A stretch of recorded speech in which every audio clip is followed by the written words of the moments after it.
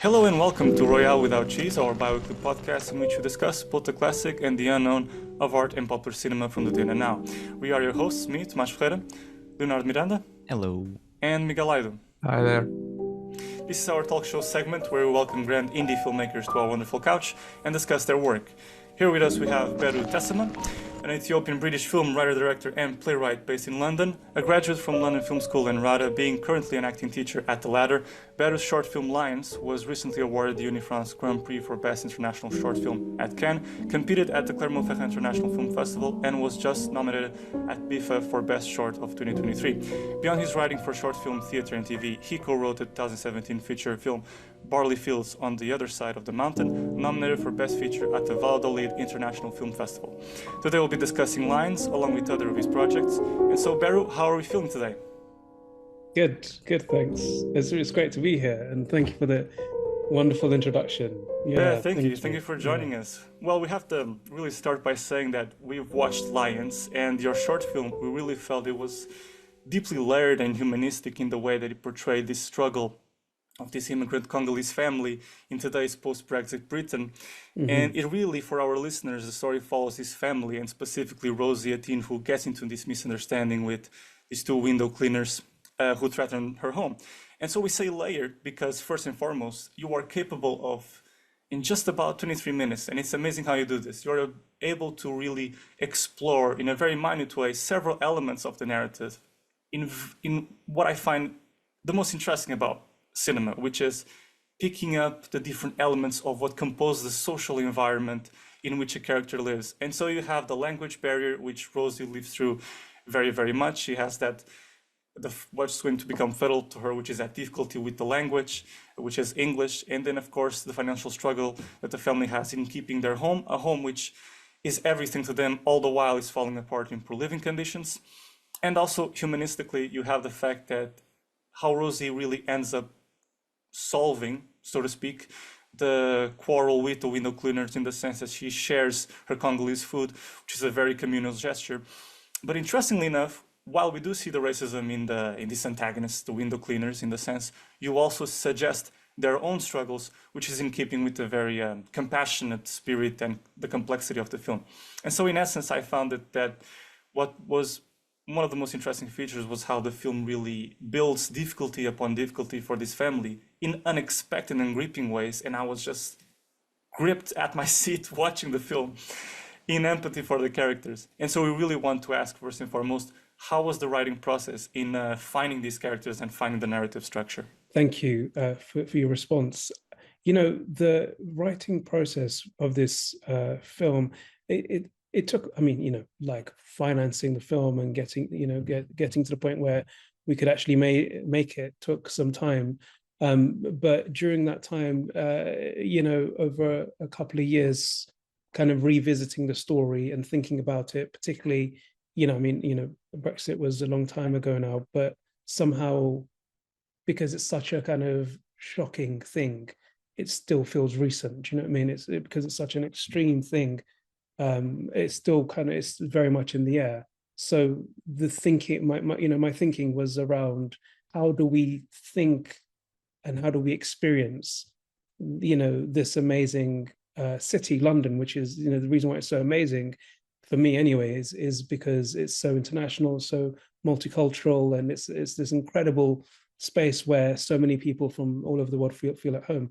But, while that's happening, there's this kind of lingering feeling of Brexit and kind of this kind of nativist, protectionist kind of sentiment somewhere in the air. Do you know what I mean? And so that was very much the core of what my inspiration was, which is we are all suffering on some level, and we're all trying to define a space in which we belong.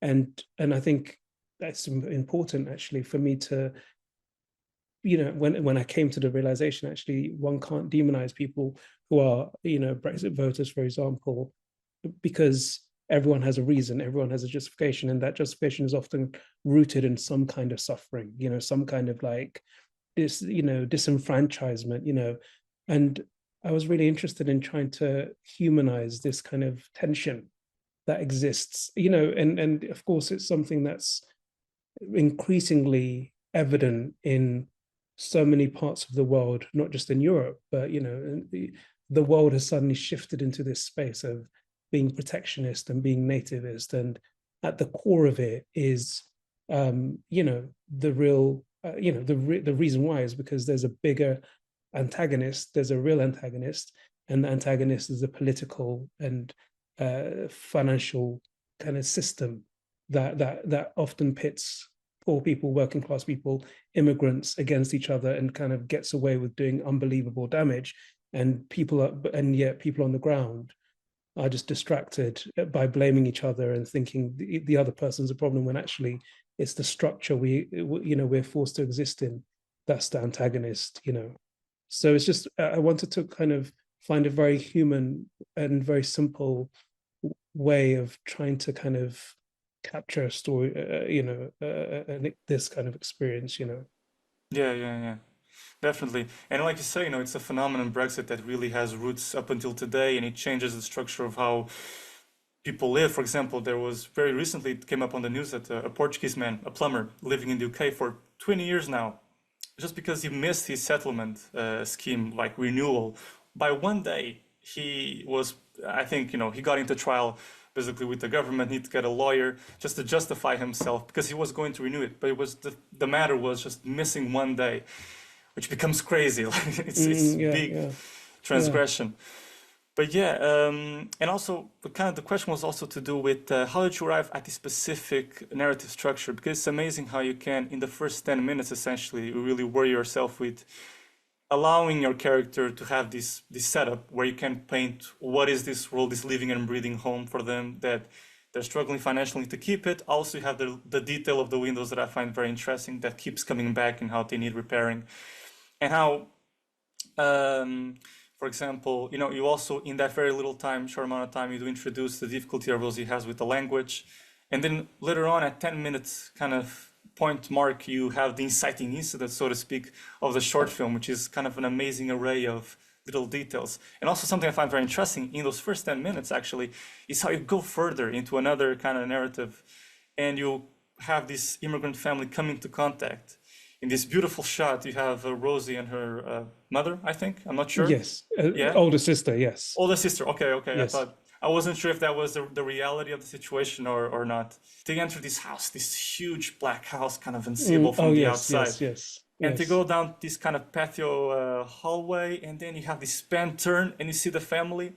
And I think I sense there was something of your directing approach, playing with this preconception of the audience that the Yes, family needs to be exactly. rich and white, but actually it's a wealthy immigrant family. And Yeah, that was very totally. interesting. Yeah. Yeah, I think that, I mean, firstly, to answer the first part of the question in terms of like how I arrived at that kind of narrative structure. I myself am an immigrant. I'm an immigrant from Ethiopia, and I came to London when I was 8 years old. And so like I was thinking about what it's like when you come to a country in which, when I came to London, I didn't speak English. And so, I didn't speak English. My mom didn't speak English. Well, my mom did speak English, but it's a different kind of, the subtleties of the way people communicate can be, lost in translation and lost in kind of interaction, especially when you're new to a space. So I was thinking a lot about, my relationship to Britishness or London is that of an immigrant. And so, a way of kind of dramatizing it is finding this kind of space in which, like Rosie goes into, this family lives in, and this space is like represents their dream.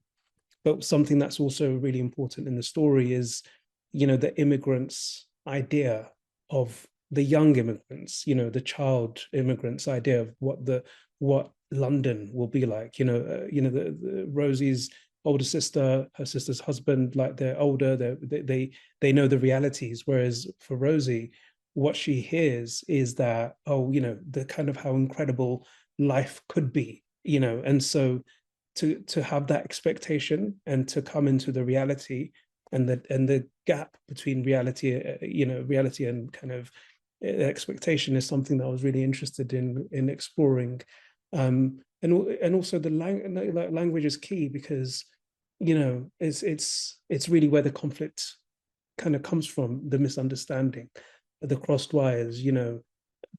At the same time, one of the things what it was really important for me to make the family Congolese, because that's a francophone African country in which Rosie is already bilingual.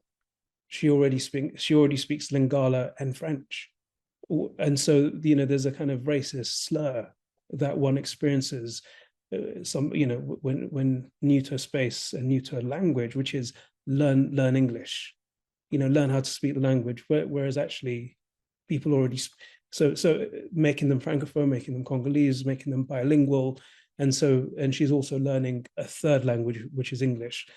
And it was really also important for me to make them Congolese, because it's a kind of almost forgotten country that's fueling our technological advances. Do you know what I mean?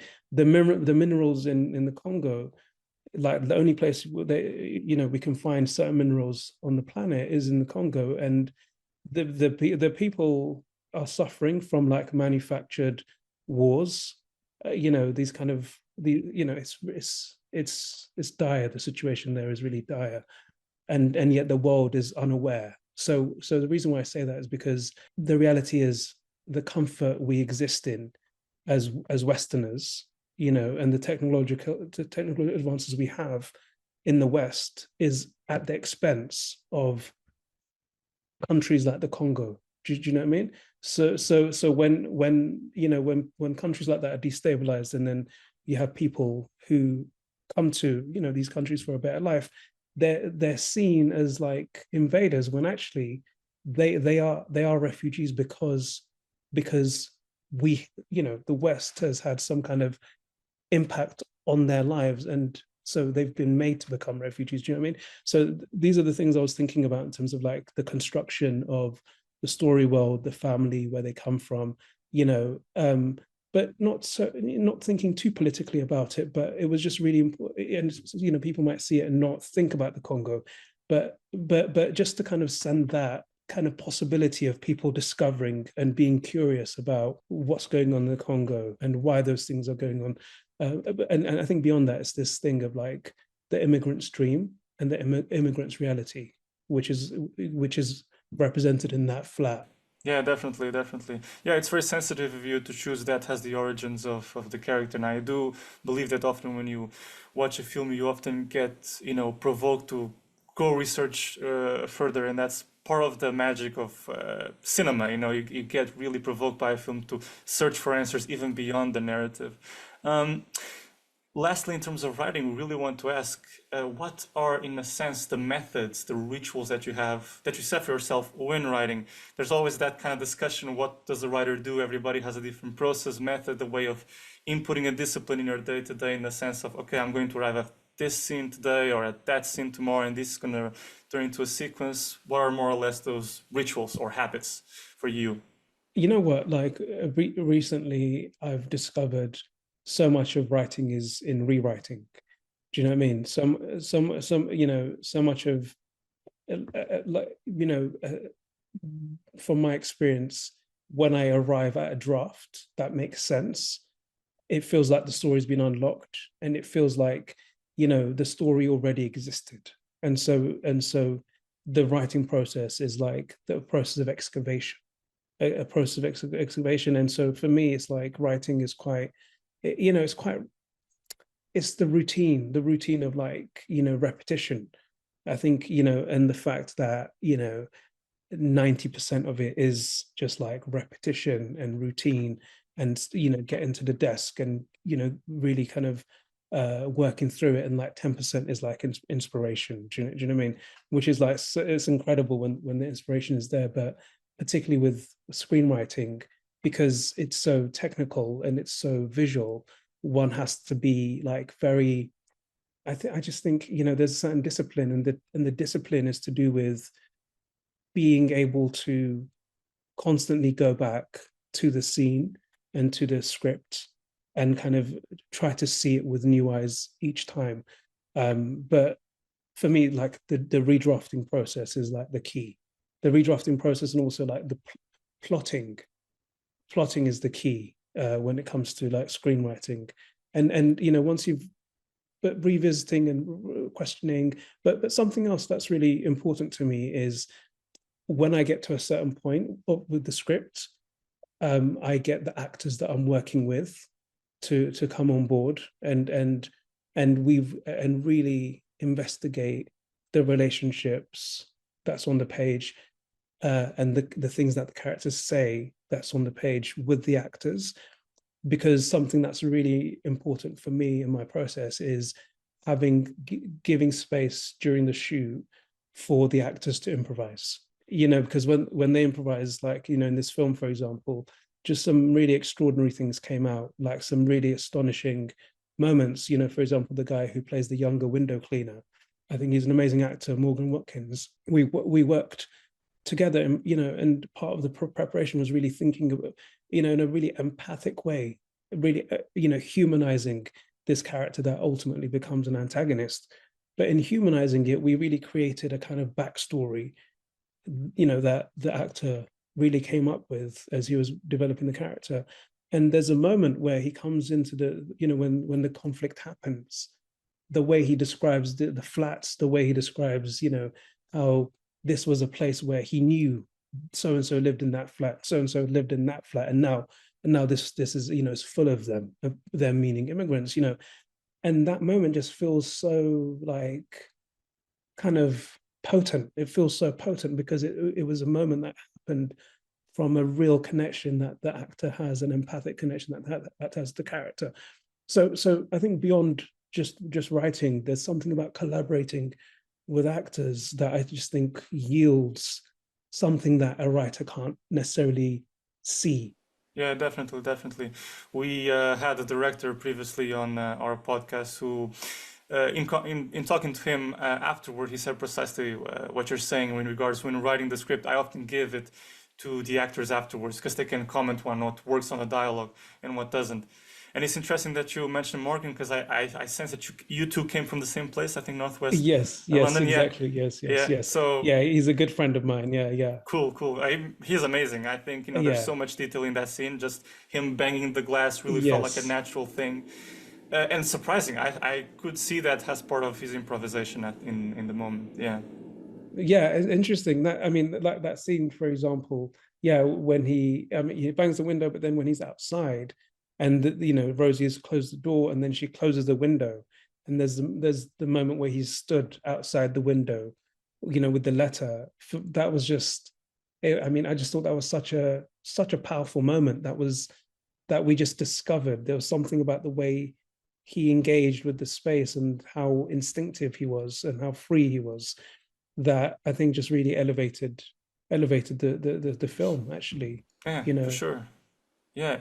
And speaking of actors, in your film, you do take the point of view of the children. You know, they have this because according to what you said, they had this openness. Really, they haven't been exposed to the Mm, roughness of the real world, its bureaucracy, its rules. mm. Did you direct the child actors differently from the adult actors in this film? You know, it's Somewhat. interesting. It's interesting. I feel like, you know, as someone who works as an acting teacher, I one of the things, you know, we often discover is part of the training of an actor is returning to a childlike state. You know, so with kids, I find one doesn't necessarily need to direct them, because there's it's a very kind of, it's more about encouraging their imagination Uh-huh. and making them aware of the kind of dynamics, you know. But there's something about like when a child is directed, that they can become performative, and that doesn't work necessarily on, or, you know, in a naturalistic film.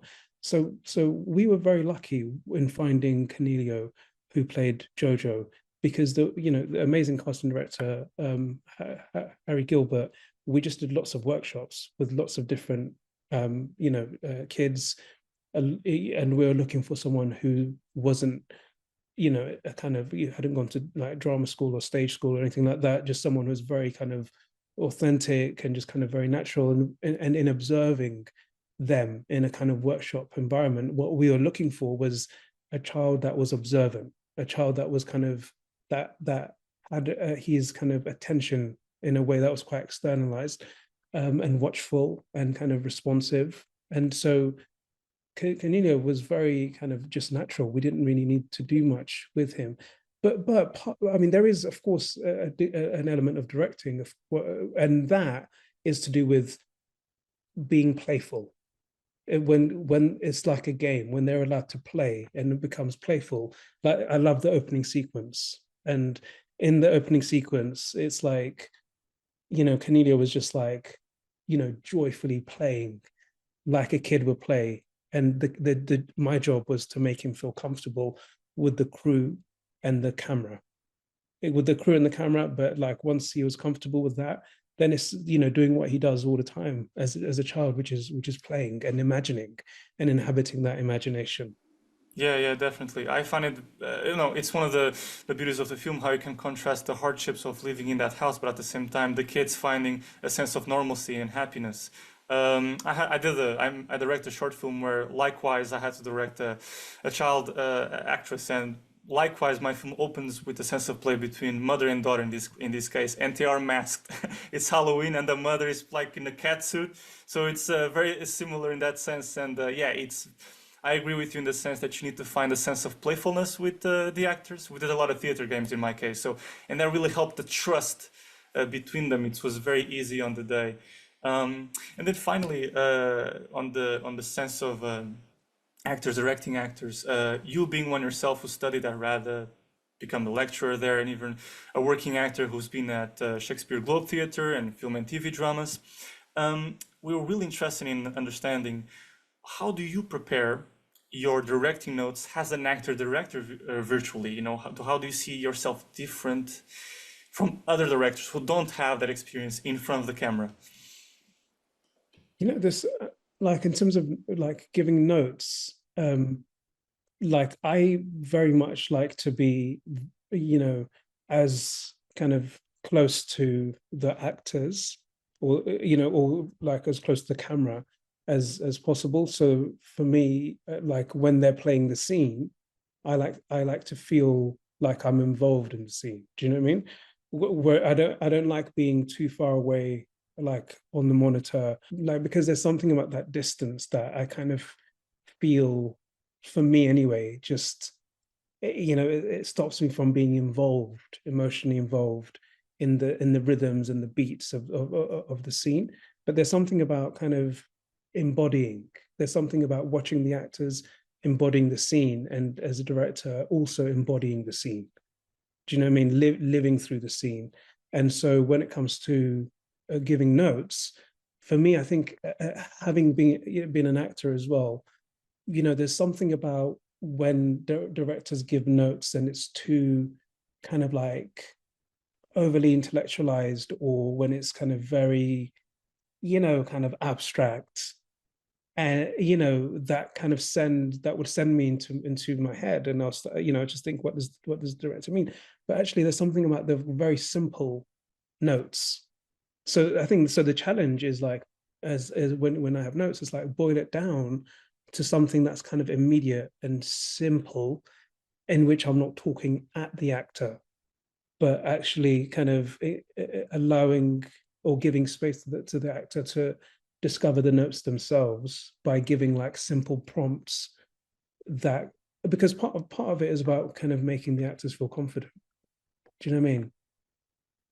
And I think, so like, and as an actor, you're always trying to please people and please the director, but actually it should be about the actor being free and confident, and feeling and knowing that the actor is collaborating with the director. And so there's no kind of like power dynamic, but it's more kind of like we're collaborating. So simplifying the notes, actually making it quite conversational and letting the actors lead, I find, because the thing is, when you have a take that works, you feel it and they feel it. Do you know what I mean? But I feel like there's something about the way in which a note is communicated that can push an actor away from the imagined reality of the scene and living in the scene, basically, and they start being too much in their head. And I think that's the thing I try to avoid. Exactly. Not indicate a feeling, but instead being in the feeling. Exactly. Exactly. Do you find yourself often giving, in the sense of what the notes specifically are, using comparisons, action verbs, or even asking questions? What do you think this will lead? What do you think? Yeah, I think asking questions. I think asking questions, but I think like rooting it as much as possible in like the relationships and the dynamics. Do you know what I mean? Like rooting it as much as possible, in the story, because the more like even with the notes, the more it's kind of taking the actors really to like the actual story, like what they want. Like I think wants and objectives I think are key things for me in terms of like that thing of like the want, the objective, the need, the desire, because that's like the motor, that's the engine. And I think when an actor is really connected to that, the scene really falls into place. Yeah, so it's I think questions are great. I think questioning, asking the questions and thinking about objectives, thinking about actions. I think that they're the key things I work with, and also the backstory, because like I don't like rehearsing when it comes to making a film, because I think there's something kind of dangerous about finding something in the room, and then if it's brilliant, we try to find it again on set. But actually, like the thing that's really valuable is the conversation you have and the kind of like excavation of the story, excavation of like the relationships that you have in the time that's rehearsal. So when we're on set, we can refer back to the backstory, the relationship that really keeps them in the kind of world of the story. Do you know what I mean? Yeah, yeah. Would you say that, if I understand correctly, would you say that you do technical rehearsals and rehearsal with the actors before the shoot, and on the shoot you just let that process, you refer back to that, but it's freer. Let's find what else, what alternatives. Yeah, Right. yeah, definitely. Because it's like when it's like when it's a complicated camera movement, rehearsals I think of course are Of key. course, of course. But when it comes to Handheld like in your film. yes, exactly. When it's yes, for example, when it's scenes, I just think there's something about discussing the scenes in when we have like prep time, rehearsal time, we're discussing the scenes, and we're discussing the relationship in the scenes, the objectives in the scenes, and if the actors are like really at depth, really kind of connecting to why the characters are doing what they're doing, like that is the best kind of rehearsal, because when they're connected to that at depth, they have a confidence in the choices that they're going to make. So when they're on set, it becomes actually the prep work is done exact second nature. Whereas the danger with rehearsals is like, if we rehearse the scene and okay, I'm going to say this line like this, and okay, something about that worked, when I'm on set I'm going to repeat that, it becomes a repetition as opposed to something that's really happening in the moment. So yeah, a distinctive aspect of this short is the very solid acting of the performers, which yeah can take us to the directing side of the rehearsals and the shoot as we've discussed, but also further to the casting itself.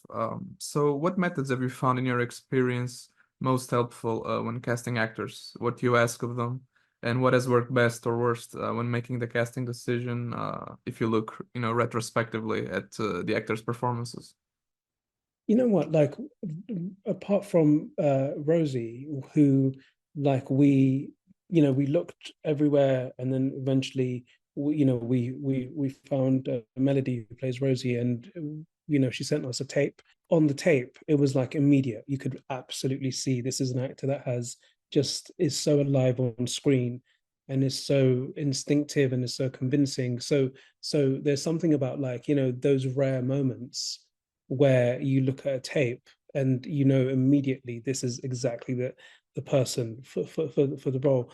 With everyone else, what we did was we did like a kind of workshop, because something I think, having been an actor, there's something very kind of awful about auditions. it's awful. I It think really everyone is, because agrees with that. yeah, because there's something about people are sitting behind a desk or something, and then a person comes into the room and they somehow have to convince the people behind the desk that they should get the job, and there's like, it doesn't work for me. Some actors are really good at auditions. Some really brilliant actors are terrible at auditions. Do you know what I mean? So the process that was really important in the casting is finding a kind of a sense of relaxation, a sense of like playfulness, a sense of like exploration, which of course is a luxury, to have like time to do that, to have time and space to do that. But I kind of think that's literally the best method for me, which is, it becomes conversational. You get a sense of what the actor's point of view is on the story, on the characters, etc., and how much empathy that the characters have towards their characters, how instinctively they understand the characters, and not just the conversation, but then we get to explore the scene. Do you know what I mean? We get to explore the scene, like take it on its feet, move around in the space with it. And I mean, for example, when we did that, the actor who plays the older window cleaner, amazing actor, Todd McCarthy, what he did in that workshop was astonishing. It was like, it was incredible, like the level of connection he found, and the instinctive relationship him and Morgan had in the space. You just see it, you see it, and you explore it. So like, yeah, with auditions, I think it's more conversational, more playful, and kind of taking the kind of the strange kind of power dynamic away, and so people become free to kind of like connect to their point of view. That's what I find with the audition process. But this workshop you did had actors that were not just the ones that ended up on the film, so it was like a more expensive process. Yeah, like luckily the Morgan, who plays the younger window cleaner, he was with me, and the actor who plays the dad, Moses, Kurt, who's also like a really good friend of mine, he was with me as well, and I knew that they were both gonna play the parts, and so like with different workshops they came in to help me read with the other actors that are coming in, and kind of explore, improvise. That's really interesting, actually, what you can discover when people are able to improvise within the context of the scene. I think that's a much more useful kind of auditioning process for a character, because it's not just someone who's learnt the lines or who's reading the script. It's actually someone who's able to create, make a creative offer based on the context of the script, not just make the offer, but to live that imagined reality, within the space. Yeah, so it's, there's something about working in that way that makes a more collaborative approach possible, and ultimately, when actors have ownership of the characters, they just do such incredible work. And I often think the contribution of actors can be underrated, because I think like when an actor has ownership of the character and has confidence in what they can offer, it just becomes like an amazing process of discovery, and I think they can reveal things to me about the character that I wasn't aware of, which is what I tend to try to look for, because something becomes universal. A story becomes universal when there's a kind of when multiple perspectives are able to express it, so in that sense, that tends to be like my process. I just need to ask, because I'm curious. Do you remember any moment where you saw that little glimmer of light appear in an actor's face while doing lines, where you thought, oh, he's taking or she's taking ownership of the role because you've said something, like a certain question, a certain nudge, a certain push in a certain reaction, either during the workshops or on set? Do you remember such a moment? Definitely. I mean, there's quite a few moments, but one moment that really stayed with me was, after Moses has a fight with the window cleaners and Jojo gets hurt and they go back into the house, and Moses, is telling Rosie off, he's and her response to it, like, the way she cries, for me, that was like such an embodied moment where Melody had fully embodied the emotional point of view of Rosie. And the thing, the focus wasn't on the crying. The focus was on her wanting to fix it, her wanting to fix the thing that's now broken, which is the security of that of the house, and the trust that Moses has, for her. So in that moment, it felt, if we did a take in which we had no dialogue, and then we did a take in which it was with dialogue. It was like a difficult choice to make, because the one without dialogue was so poignant as well. But you see, in that moment, the reason why it worked is because she had taken ownership of the backstory, the story that Rosie carries with her, which is her past, and her present, which is her relationship with her brother-in-law, essentially.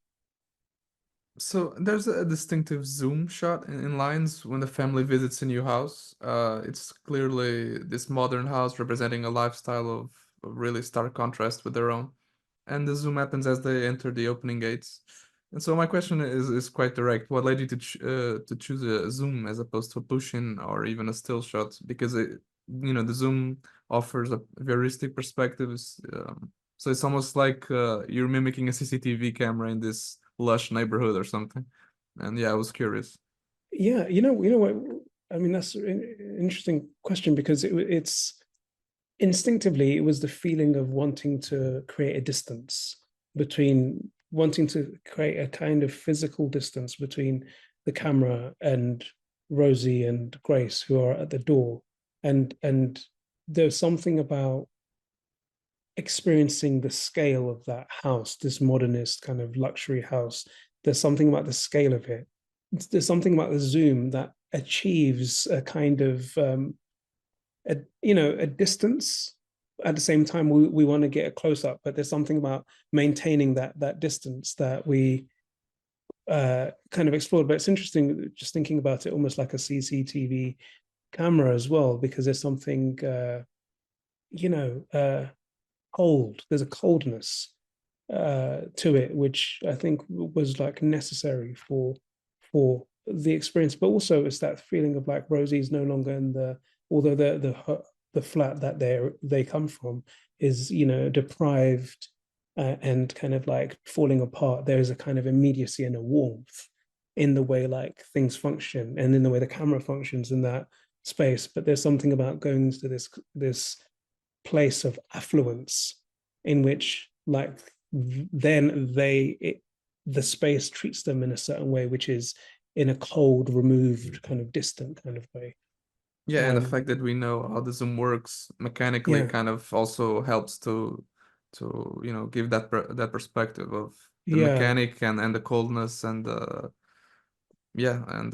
everything really. Yeah, and there's something kind of like ominous about the kind of this slow kind of zoom, and and I think with that house, there's something about that house that just, this idea of like, a wealthy Black family live there who are also immigrants. And it's and this, for me, it's really important to show that there's not a single story, a single, immigrant story, a single narrative. It's like, the hard thing about, about life and about society is like, there's so many multiple complicated narratives, and the temptation is often to kind of find a simple explanation, but actually there's something about, they go into this space, it's cold, it's distant,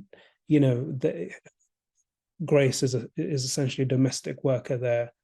When Rosie goes up into those rooms, there's a kind of, this echoey, it's kind of like vast, there's some. So I was thinking a lot about about that relationship to the space itself and finding a different kind of visual language to that of the estate. And there's always a distortion that happens Yeah. with the zoom. So I think, yeah, it really helps to give that perspective you're talking about. Yeah. There's one more with the zoom in which when she comes back onto the estate, and then the camera kind of like zooms out, revealing the city.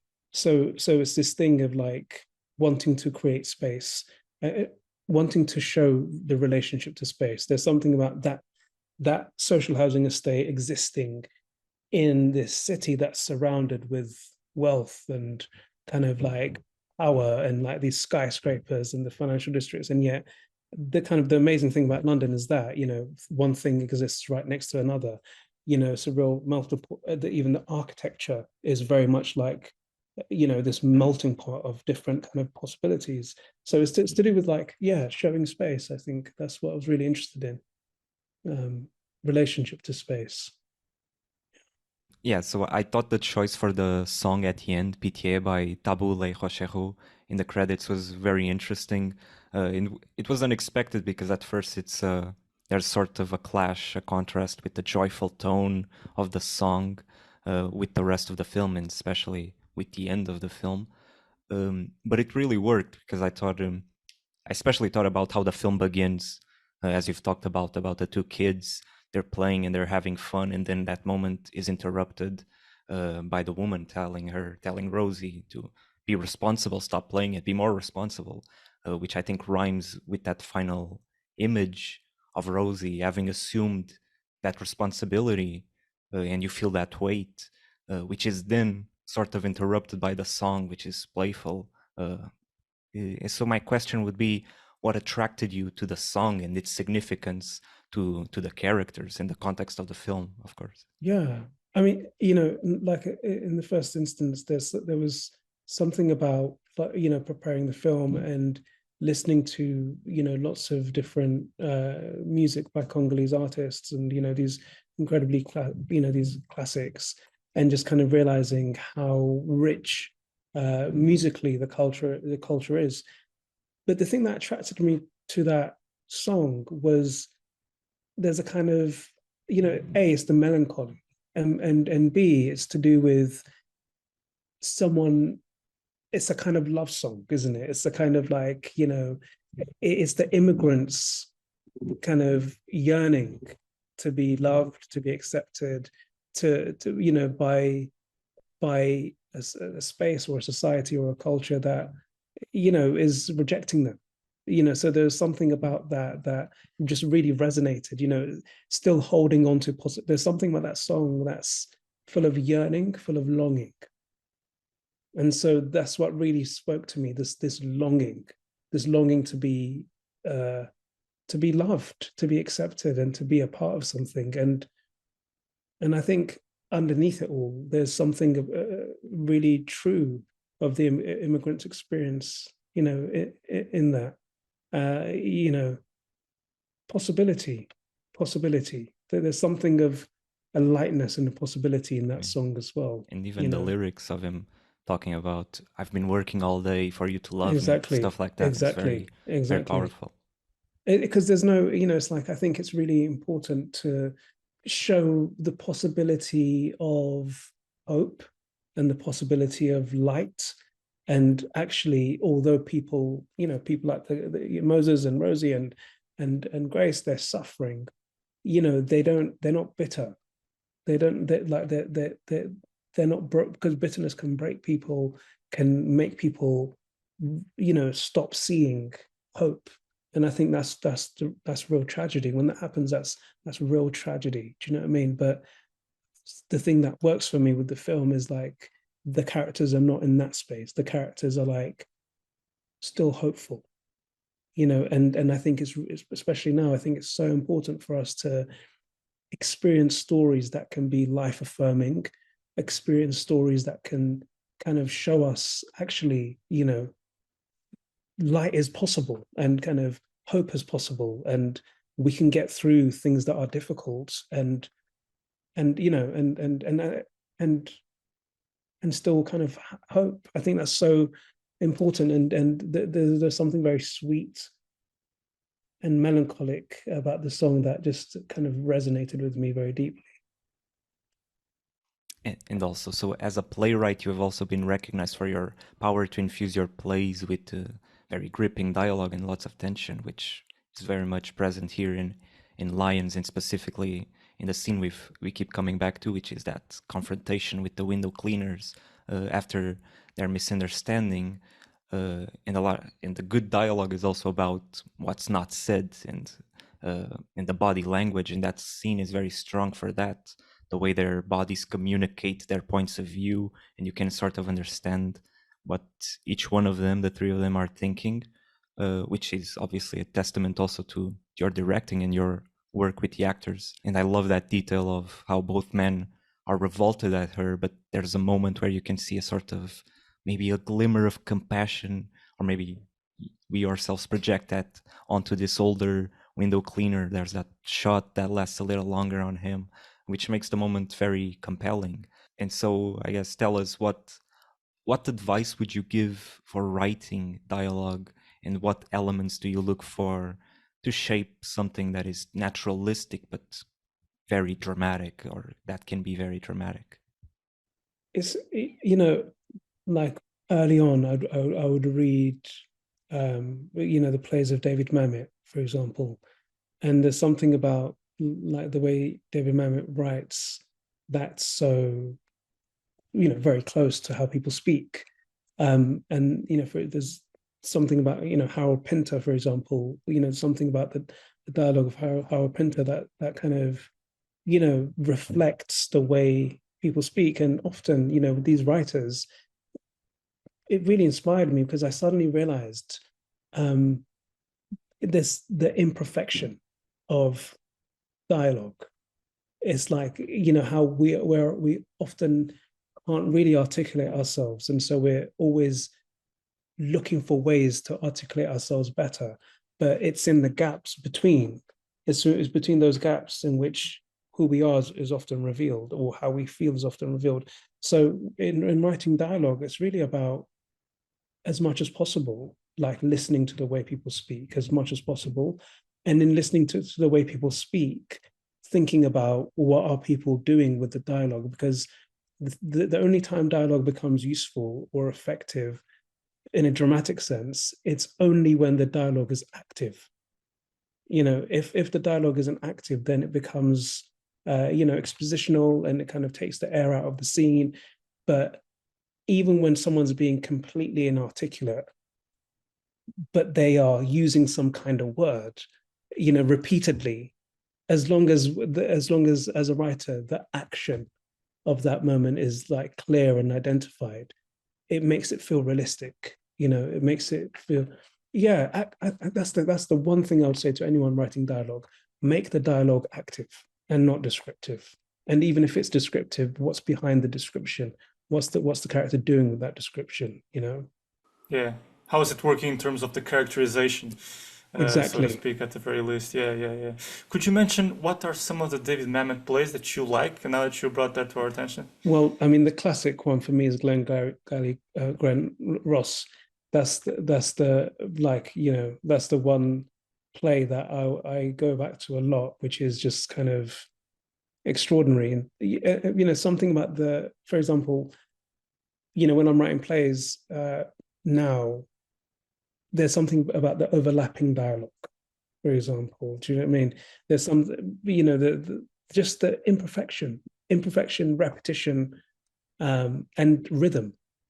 There's something about the rhythm of dialogue that is that's really interesting. I mean, there is yeah. I think there's a lot of plays. You know, I mean, even someone like Susan Murray Parks, who's like this amazing African American playwright.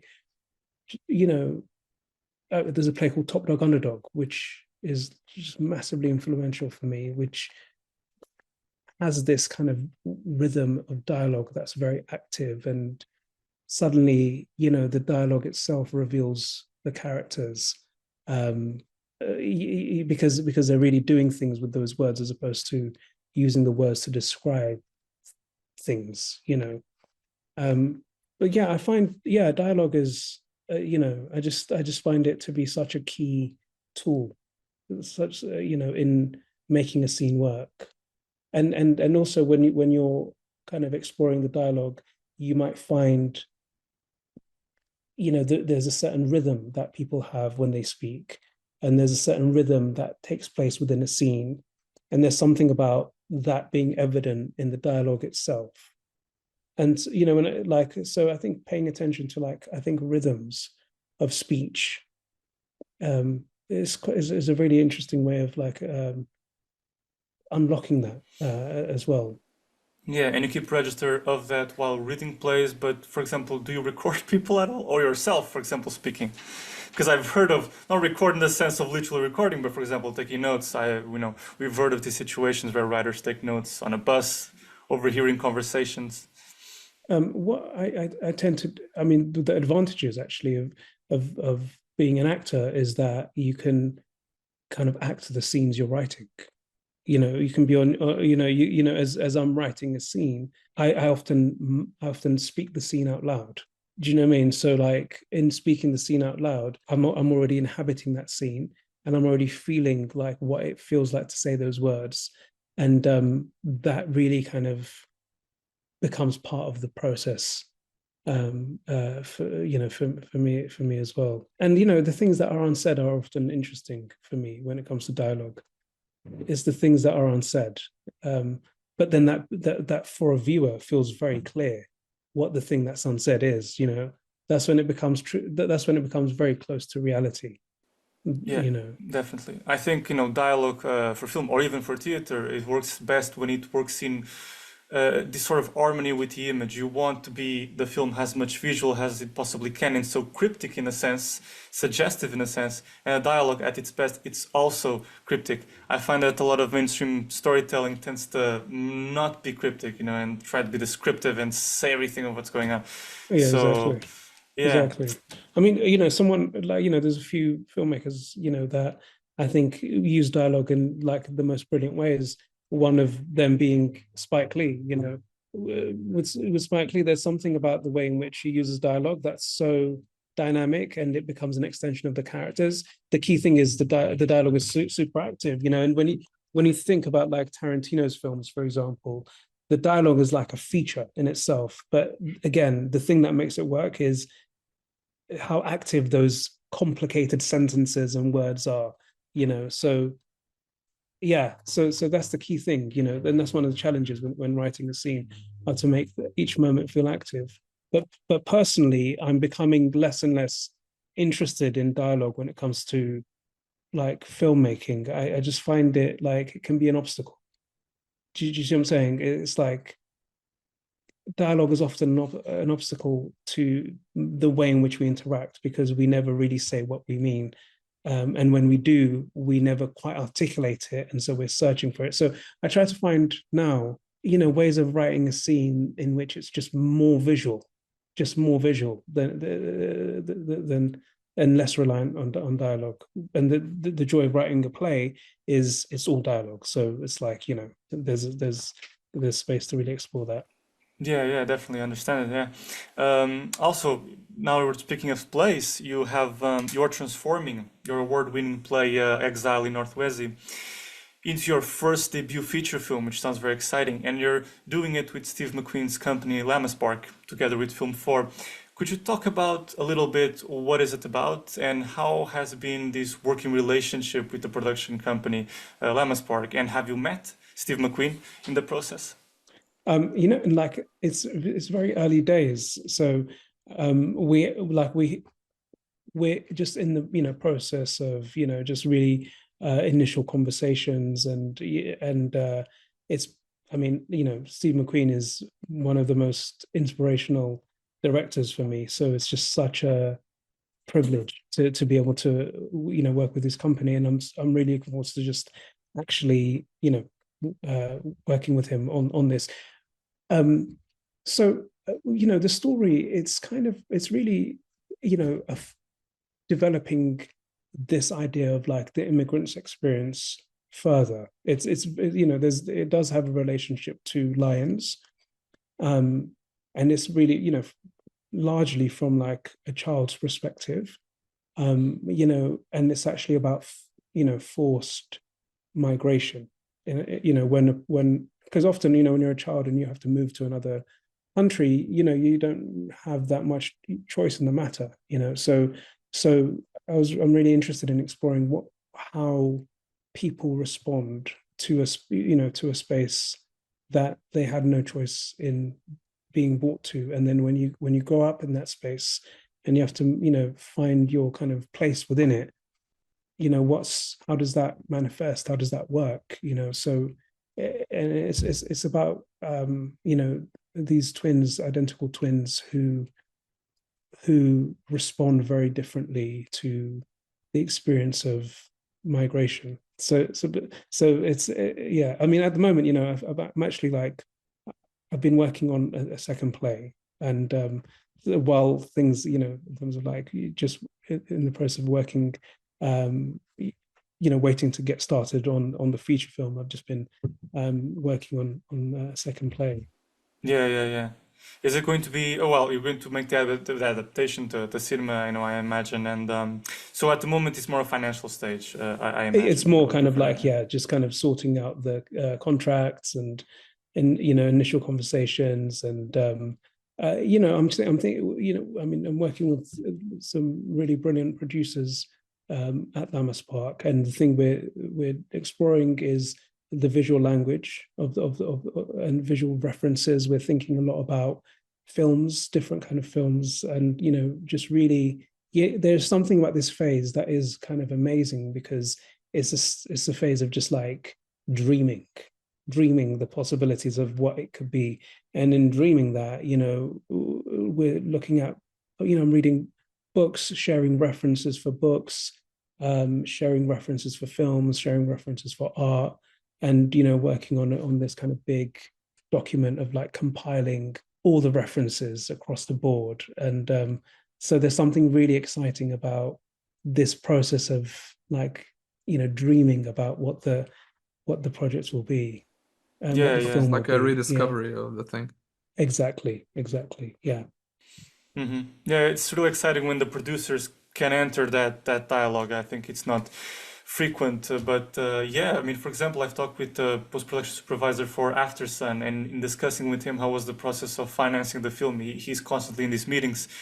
It was interesting to kind of be reassured that, oh no, Thomas, these financiers, they're really interested in this independent piece of filmmaking. It's not like this hostile idea of the producer or the financier has. Is it clear? Is it not clear? No, they are invested in the artful representation of the film. So that's reassuring. Is Steve acting as the producer as well in your film? I think he will be. He will be. I think he will be probably as an executive producer. But yeah, it's amazing to work with someone that one has admired for a long time. Of course. When I saw Hunger, that was a transformative moment for me as a filmmaker. That film was without a doubt truly a transformative moment, actually. So yeah. Yeah, his films were also very inspiring to me. A Shame is perhaps one of my favorite films of his. A very complex, very specific niche theme amazing in terms film, of human experience. An amazing film. How he, precisely how you say, how he explores quietly and visually the troubles of this man who feels invaded in his territory, his house, is very, very raw. So it's very interesting. Yeah. Yeah, so expanding, our view into your work, you also have written for television with credits such as Letting Go, a drama for Channel 4, and you're developing a TV series called First Love.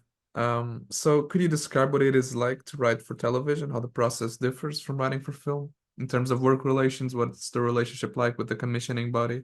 Yeah, so for example, with Letting Go, that's the first TV drama that I've written, and it's going to be broadcast on Channel 4, and there was something about that experience which was very, very collaborative.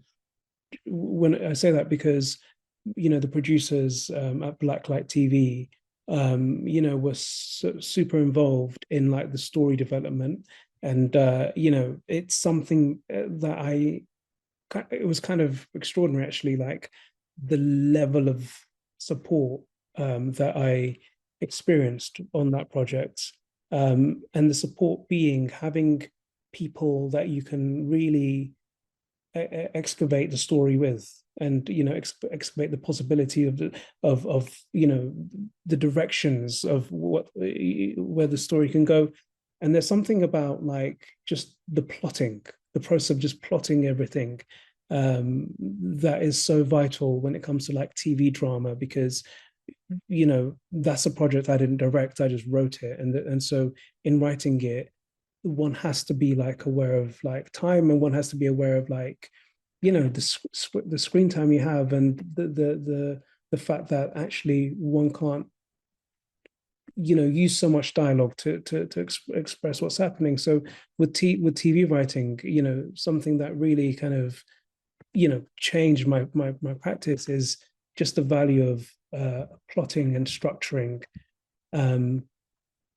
which was that process for me, actually, and letting go. And there's something about a TV series that has to feel open-ended, meaning that I'm often used to writing a story that has an ending. But there's something about writing developing a TV series. Now in fact, this morning I was working on it, and just one of the things I was thinking about was, what is it about this series that will keep people engaged, or for a second season, etc. And it's to do with character, and it's to do with questions, and it's to do with having a central question in the series that can be answered, but then of course there's more possibilities to interrogate that question further, and the question can be to do with character, to do with like a kind of objective, or a kind of quest, so it's a very new process for me, TV writing, but it's something that I just love because of the reach you have, and also it's so character based. That's what TV is. It's all about character, and the emphasis is not so visual, although of course that's a big part of it. There's something about TV writing and playwriting, I think, that has a closer relationship for me, because both deal with character relationship in a much more kind of continuous way. Yeah, that last point I was just going to add, that you made me reflect on the idea that this continuity, actors often say about plays that you're doing it in real time, as opposed to film where you need to kind of stop, restart the performance by take. And so the series, in a sense, you also have, not the sense in real time, in the sense they're performing in real time, but in the sense that you create this familiarity with the character over time. So there's this also notion of time, there's different from a film. It's not a unit of time of 1 hour and a half. You create this familiarity. It's like franchises in filmmaking have that sort of feel. That's why their audiences are so keen to buy their trust with characters in franchise, because, oh, I know that guy or that woman from these series of films. So that's interesting. It's unique a trait to those mediums. Yeah, a TV series that has been massively kind of inspiring for me was Rami. Rami on I think it started on Apple TV. Just an amazing TV series, which is really to do with that. You spend time with this character, and it's just like, yeah, it's the point of view, that perspective, which was so fresh and just so kind of like human. I love that series, and that's the thing, when you're writing TV, you have space to spend time with the character, and in spending time with the character, there's a relationship you create with the audience, and I think that's one of the real kind of advantages of like long form a narrative in that sense. Is the character study. Yeah, and so finally, when can we hope to see Lions maybe available online or on streaming platforms? I don't know if you have any plans for that. And also, you already talked about this a little bit, but do you have any idea about, I guess, the schedule of Exile in North Wheezy, when maybe you'll be moving on to the next phase, or when do you hope it'll get released? I know it's still early on, but... With Lions, we're hoping to, have it on like, a kind of streaming platform, sometime this year. I'll let you know, guys. I'll let you know actually as soon as it's been confirmed. And with Exile, I'm hoping, I'm hoping within like a couple of years, simply because the writing process, Of course, does take, like I'd say, like to write a feature. I mean, I've written so many features and it's taken a lot of time, but in this instance, I feel like within 2 years, I'm hoping to have the film completed and in front of an audience. Interestingly, just thinking about the writing process now,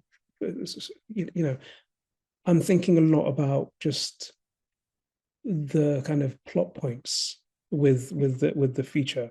So I'm not kind of like diving into like actually writing the script. I'm thinking a lot about like just the sequence and the feature and the plot points, and because when you really identify the beats, and you really identify the point of view of the film, the actual script writing process becomes like much more organic. So I'm just in that phase with it, and you get a lot done, and in seemingly kind of a easeful and more relaxed way of working. It's more contemplative. It's more to do with thinking through it. yeah, definitely. I'll keep you guys posted.